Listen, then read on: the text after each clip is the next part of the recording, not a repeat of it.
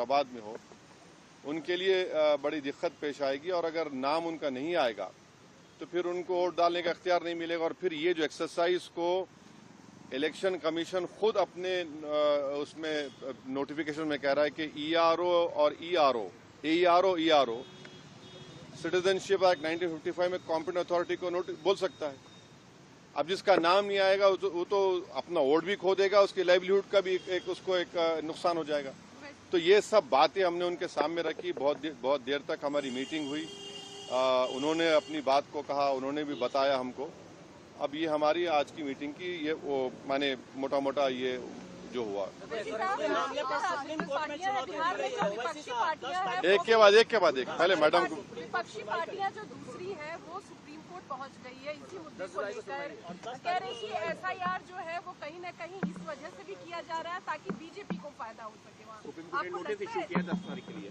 अब हमारी पार्टी में भी हम बैठ के बात करेंगे और इस पर क्या फैसला लेंगे। मगर हमारा एक ही है कि आप इतने कम टाइम में एक्सरसाइज कैसे कर पाएंगे। बहुत टाइम कम है। एसआईआर में भाई जो लोग जो अपना एड्रेस चेंज कर लिए उनको क्यों आप पूछ रहे हैं बर्थ सर्टिफिकेट। माइग्रेशन होता है, अब क्या करेंगे वो लोग। मैं हैदराबाद में बैठा हूँ, तेलंगाना के मुख्तलिफ गाँव से हर मेरे ऑफिस को कभी 10 लोग कभी 20 लोग बिहार के आते हैं कि हम यहाँ पर लेबर हैं, बताओ हम क्या करना चाहिए। अब उनके पास पैसे भी नहीं है वापस जाने बिहार को। परेशानी वो होगी क्योंकि लॉ तो बोल रहा है कि उनको रहना पड़ेगा वहां पर। वो गए इसलिए कि बिहार में कुछ है ही नहीं, कोई सरकार ने उनका रोजगार का इंतजाम किया ही नहीं, तो मजबूरी उनकी है, बाहर बैठे हैं। तो ये सब प्रॉब्लम्स हमने ईसीआई के सामने रखे। हमने कहा इसका तो आप सोल्यूशन निकालिए।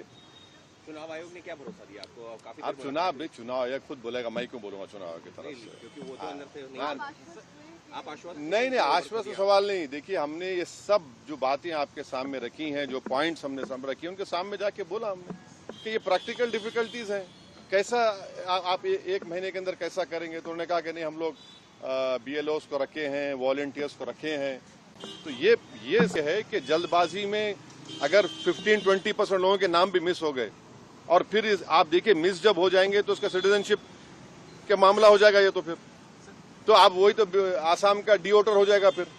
तो ये अप्रीहेंशन है, ये जेन्युइन अप्रीहेंशन है।